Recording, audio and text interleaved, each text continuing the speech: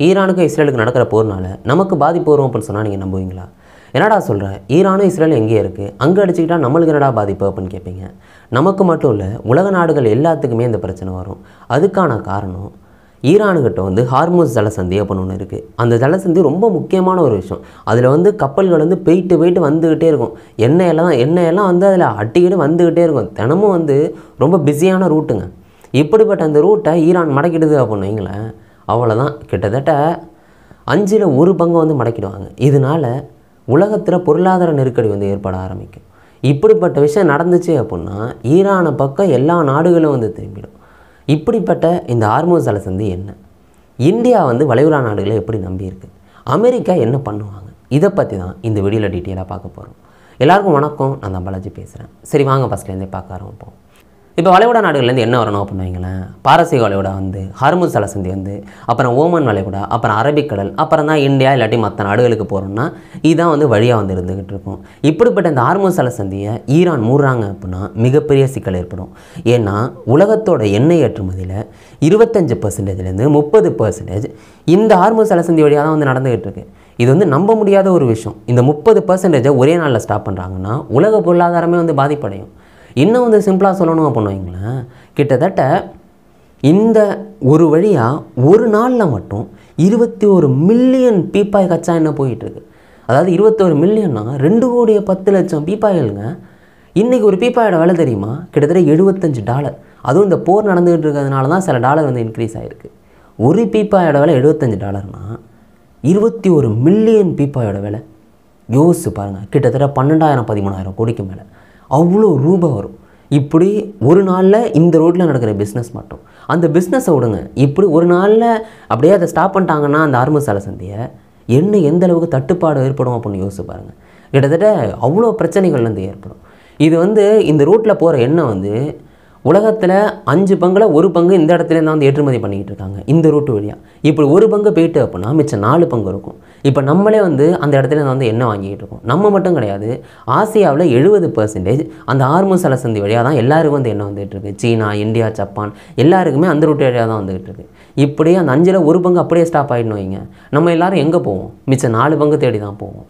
இப்படி 4 பங்கு தேடி போகிறோம் அப்படின்னா அவங்களாம் என்ன பண்ணுவாங்க, இது மாதிரி எப்பா அங்கே ஸ்டாப் பண்ணிட்டாங்களாம், நம்ம வந்து எண்ணெய் விலையை வந்து இன்னும் இன்க்ரீஸ் பண்ணு, ஒரு பீப்பாக்கு $75 இருக்கா, $100 போடு அப்படின்னா $100 போடுவாங்க. இப்படி $100 போட்டால் நம்ம நிலைமை என்ன ஆகும், பெட்ரோல் விலை வந்து ஏற ஆரம்பிக்கும். இப்படி பெட்ரோல் விலை ஏறினா அடுத்து என்னங்க, ஒரு காய்கறியை கொண்டு போகிறதுக்கு வண்டியை வாடகை எடுக்கிறாங்கன்னா அதுவும் டீசலில் தானே போகுது வண்டி, அதனால் வாடகை இன்க்ரீஸ் ஆகும். அடுத்த காய்கறி இன்க்ரீஸ் ஆகும். காய்கறியை வாங்குகிற அந்த ஹோட்டல்காரங்க அவங்க வந்து சாப்பாடு இன்க்ரீஸ் பண்ணுவாங்க. அதை தாண்டி சாப்பாடு இன்க்ரீஸ் ஆகிறதையும் தாண்டி இப்போ ட்ரெஸ்ஸு வந்து கிடைக்கிறதுன்னு வைங்க, அது வந்து டீசல்லாம் போட்டு வண்டியில் தானே வந்துக்கிட்டு இருக்குது. அதனால் ட்ரெஸ்ஸு விலை வந்து இன்க்ரீஸ் ஆகும். போடுற ட்ரெஸ்ஸுலேருந்து சாப்பிட்ற சாப்பாடுலேருந்து எல்லாமே வந்து விளையாடுறதுக்கான வாய்ப்புகள் இருக்குது. இதெல்லாம் வந்து எவ்வளோ ஒரு கொடுமையான விஷயமா இருக்கும். ஆனால் அவ்வளோ பெரிய ரிஸ்க்கை ஈரான் வந்து எடுக்க மாட்டாங்க. ஏன்னா அவங்க கணக்கு பண்ணி பார்ப்பாங்க, இதை மூடணும் அப்படின்னா உலக நாடுகளே நம்மளுக்கு எதிராக திரும்பிடுவாங்க அப்படிங்கிற ஒரு மிகப்பெரிய விஷயம் அவங்களுக்கு வந்து தெரிய வரும். அதனால ஈரான் எல்லாத்தையும் பிளான் பண்ணி தான் இதை பண்ணுவாங்க, அவ்வளோ ஈஸியாக பண்ண மாட்டாங்க. இதுக்கு முன்னாடி கடந்த காலங்களில் கூட இது மாதிரி மிரட்டியிருக்காங்க, நாங்கள் ஹார்முஸ் ஜலசந்தியை மூட போகிறோம் அப்படின்னு. அதை தாண்டி இப்போ ஒரு சட்டமன்ற உறுப்பினர், அங்கே இருக்கிற ஒரு முக்கியமான ஒரு சட்டமன்ற உறுப்பினர், அவர் சொல்கிறாரு, இது மாதிரி ஈரான் நாங்கள் வந்து கலந்தாலோசிச்சுக்கிட்டு இருக்கோம் இந்த ஹார்முஸ் ஜலசந்தியை மூடுறதுக்கு அப்படின்னு சொல்கிறாரு. எப்படி ஒரு முக்கியமான சட்டமன்ற உறுப்பினர் இந்த போர் நடந்துக்கிட்டு இருக்கும்போது மீடியாட்ட வந்து சொல்கிறாப்புல, இது பயங்கர பேசு பொருளாகுது, ஆகா ஹார்முஸ் ஜலசந்தியை வந்து மூட போகிறாங்களாம் அப்படின்னு. அதனால தான் இவ்வளோ பெரிய விஷயமா வந்து வெடிச்சிருந்துருக்கு. இன்கேஸ் ஹார்முஸ் ஜலசந்தியை மூடினாங்க அப்படின்னா நம்ப முடியாத எண்ணெய் வீழ்ச்சி வந்து ஏற்பட ஆரம்பிக்கும். இது வந்து வார்த்தைகளால் கூட சொல்ல முடியாதுங்க. ஆனால் அவ்வளோ ஈஸியாக மூட மாட்டாங்க. ஏன்னா அவங்களோட எண்ணெய் எப்படி தான் போகுது, அந்த ஹார்முஸ் ஜலசந்தி வழியாக தான் வந்து போய்கிட்டு இருக்கு. அப்படி அவங்க ஸ்டாப் பண்ணாங்கன்னா அவங்களுக்கு எண்ணெயிலேருந்து வர காசு வந்து போயிடும். அதனால் போர் நடத்துறதுக்கு வந்து அவங்களுக்கு காசு இல்லாமல் போகும். இப்படிப்பட்ட சிக்கல்கள் வந்து இருக்குது. இதுக்கு முன்னாடி 1980 ஒரு மிகப்பெரிய போரை ஈரான் சந்திக்குது. கிட்டத்தட்ட அந்த போர் 1 நாள் 2 நாள் நடக்கலை. இப்போ இந்த போர் 5 நாள் நடந்துக்கிட்டு இருக்குல்ல, அந்த போர் 8 வருஷம் நடக்குது. 1980லேருந்து 88 வரைக்கும். அந்த 8 வருஷத்தில் ஒரு வாட்டி உடந்த ஹார்முஸ் ஜலசந்தியை மூடினது கிடையாது. ஆனால் 2 பக்கமும் கடுமையான லட்சக்கணக்கான உயிர்கள் வந்து போகுது. ஏன்னா இந்த போர்னால் இப்படி போகும்போது இந்த ஹார்முஸ் ஜலசந்தியில் வந்து கப்பல்கள் வந்து போயிட்டு வந்துகிட்டு இருக்குல்ல, இப்படி அந்த போகிற கப்பலை ஈரானும் அடிக்க வேண்டியது, ஈராக்கும் அடிக்க வேண்டியது, இது மாதிரி பல விஷயங்களை வந்து பண்ணிக்கிட்டு இருக்காங்க. ஆனால் அடித்தாலும் வந்து அந்த ஹார்முஸ் ஜலசந்தி வந்து மூடலை. இப்படி சண்டை நடக்கும்போது இதை வேறு வந்து அடிக்க வேண்டியது. இதை தாண்டி இஸ்ரேல் வந்து இப்போயில் வந்து ஹமாஸ் அடிக்குதுன்னு வைங்களேன். அப்படி ஹமாஸ் அடித்தா இங்கே வந்து ஈரான் ஆதரவு கொடுக்குது அப்படின்னு சொல்ல போகிற ஹவுத்தீஸ் இருக்காங்கல்ல, ஹவுத்தீஸ் என்ன பண்ணுவாங்கன்னா செங்கடலில் போகிற கப்பலை வந்து அடிக்க வேண்டியது. இது மாதிரி போர் நடந்தால் இந்த கப்பல்கள் அடிக்கிறது காமனாக வந்து இருக்குது. அதனால இந்த போர் வந்து இன்னும் நீடிச்சு போயிட்டுருக்கு அப்படியே லாங்காக போயிட்டுருக்குன்னு வைங்களேன். அப்போ ஈரான் என்ன பண்ணுவாங்கன்னா இந்த போகிற கப்பல்களை வந்து அடிக்கிறதுக்கான வாய்ப்புகள் வந்து இருக்குங்க. அவ்வளோ ஈஸியாக இந்த வழித்தடத்தை மூடுறதுக்கான வாய்ப்புகள் ரொம்ப ரொம்ப கம்மி தான். இன்கேஸ் அந்த ரிஸ்க்கை எடுக்கிறாங்க அப்படின்னா உலக நாடுகள் எல்லாருமே அவங்கள பார்த்து வந்து திரும்புவாங்க. எல்லாரும் கேள்வி கேட்க ஆரம்பிப்பாங்க, எப்படி இதை நீங்கள் பண்ணலாம் அப்படின்னு கேட்பாங்க.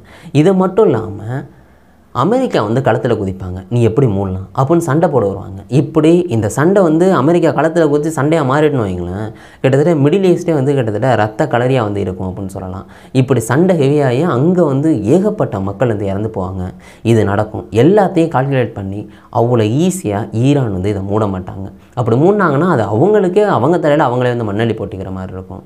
இப்போ நம்ம இந்தியாவை எடுத்துக்கிட்டோம் வைங்க, இந்தியா வந்து எந்தளவு வளைகுடா நாடுகள் வந்து சார்ந்திருக்கு அப்படின்னா நம்மளுக்கு வந்து கச்சா எண்ணெய் வந்து வருது இல்லைங்க, அதில் 40% இந்த ரூட்டு வழியாக தான் நம்மளுக்கு வந்துக்கிட்டு இருக்குது. மிச்சம் 30% வந்து பார்த்துட்டிங்கன்னா ரஷ்யாவிலேருந்து வாங்கிக்கிட்டு இருக்கோம். அப்புறம் மிச்சம் இருக்கிற பெர்சன்டேஜ்லாம் அமெரிக்கா, ஆப்பிரிக்கா அப்படின்னு வந்து வாங்கிக்கிட்டு இருக்கோம். நம்ம 40% அதை வந்து சார்ந்திருக்கோம். அதை தாண்டி எல்என்ஜி வந்து கிட்டத்தட்ட 54% இந்த ரூட்டு வழியாக வந்துக்கிட்டு இருக்குது. அந்த 54%லையும் கத்தார்ட்டேருந்து மட்டுமே 80% வாங்குகிறோம். அப்புறம் மிச்சம் வந்து யுஏஇட்டேருந்து வந்து வாங்கிக்கிட்டு இருக்கோம். இந்த அளவுக்கு நம்மளுக்கு இந்த ரூட்டு முக்கியமாக தான் இருக்குது. ஆனால் இந்த ரூட்டை மூணுனா நம்மளுக்கு மட்டும் பாதிப்பு இருக்காது, உலக நாடுகளுக்கே பாதிப்பு இருக்கும். அதனால் எல்லாரும் கேட்பாங்க, அமெரிக்காவிலேருந்து எல்லாரும் சண்டை போடுறதுக்கான வாய்ப்புகள் இருக்குது. இப்படி வல்லரசு நாடுகள்லாம் சண்டை போட்டாங்கன்னா இது மிகப்பெரிய போராக வந்து வெடிக்க ஆரம்பிக்கும். இதை வந்து இந்த ஹார்முஸ் சண்டையை மூணுனா தான் அது முறத்துக்கான வாய்ப்புகள் கம்மியாக இருக்குது அப்படின்னு கூட வந்து சொல்லுவோமேங்க. ஆனால் இப்போ வந்து பார்த்துட்டிங்கன்னா ட்ரம்ப் வந்து ஒன்று சொல்கிறாங்க, இது மாதிரி ஈரானோட தலைநகர் டெஹ்ரான் இருக்குல்ல, டெஹ்ரானில் உள்ள மக்களை வந்து சொல்கிறாங்க, எப்பா நீங்கள்லாம் வெளில போங்க அப்படின்னு வந்து சொல்கிறாங்க. இங்கே வந்து இஸ்ரேல் வந்து பயங்கரமாக அடிக்க போகுது அப்படி எந்த விஷயத்தையும் சொல்லலை, எல்லோரும் வெளில போங்க அப்படின்னு சொல்கிறாங்க. உலகத்தோட கிட்டத்தட்ட ஒரு மிகப்பெரிய அதிபர் இப்படி சொன்னால் அங்கே இருக்கிற மக்கள் இருப்பாங்களா? எல்லாரும் வந்து வெளில போய்கிட்டு இருக்காங்க. இப்படி எல்லாம் கொத்து கொத்தாக போய்கிட்டு இருக்காங்க. இன்னைக்கு நைட்டு அங்கே அட்டாக் நடக்க போதா, எப்போ நடக்க போகுதுன்னு தெரில. ஆனால் எல்லாம் வெளில போய்கிட்டு இருக்காங்க. அதை தாண்டி இப்போ 2 நாளாக வந்து G7 உச்சி மாநாடு வந்து கனடாவில் நடந்துகிட்டு இருக்கு. இதுக்கு முன்னாடி வந்து ரஷ்யா உக்ரைன் வாரை பற்றி பேசணும், அப்புறம் வந்து இந்த ட்ரம்ப் அவங்க போட்ட வரி இதை பற்றிலாம் பேசுகிறதா இருந்துச்சு. இப்போ இந்த போர் நடந்துகிட்டு இருக்கா, அதனால வந்து இதை பற்றியும் பேசுவாங்க. இது வந்து நடந்துகிட்டு இருக்குது இந்த உச்சி மாநாடு. இதையெல்லாம் தாண்டி வந்து பார்த்துட்டிங்கன்னா இப்போ இந்த ஹார்முஸ் சலசந்தின்னு சொல்லலைங்க, இந்த ஹார்முஸ் சலசந்தியில் இன்றைக்கி கப்பல் உள்ள வந்து மோதிக்கிட்டு கிட்டத்தட்ட 2 மில்லியன் பீப்பாய் வந்து கச்சா எண்ணெயெல்லாம் வந்து போயிருந்திருக்கு, ஈராக்கோடது வந்து போயிருந்திருக்கு. அதெல்லாம் வந்து இன்றைக்கி வந்து மோதிந்திருக்கு. யோசிச்சு பாருங்கள், இப்படிப்பட்ட ஒரு இக்கட்டான நேரத்தில் இப்படி வந்து மோதிந்திருக்காங்க. இப்படி ஈரான் மூட போகிறோம் அப்படின்னு சொல்லிட்டாலே கிட்டத்தட்ட மிகப்பெரிய பதட்டம் நிலவை வந்து ஆரம்பிச்சிடும் அந்த இடத்துல. இந்த சம்பவத்தை வந்து என்ன சொல்கிறது அப்படின்னு வந்து தெரியலைங்க. உங்களுக்கு என்ன தோணுதோ அதை கீழே கொண்டு வந்துடுங்க. நாளைக்கு ஒரு வீடியோவில் நான் உங்களை சந்திக்கிறேன். Bye guys.